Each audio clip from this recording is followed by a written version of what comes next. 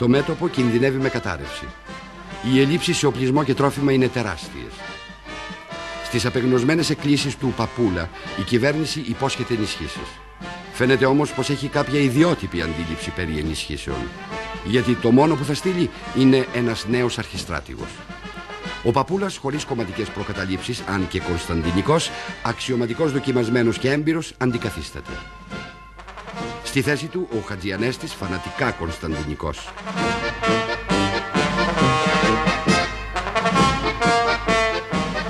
Και ο νέος αρχιστράτηγος φτάνει στο μέτωπο.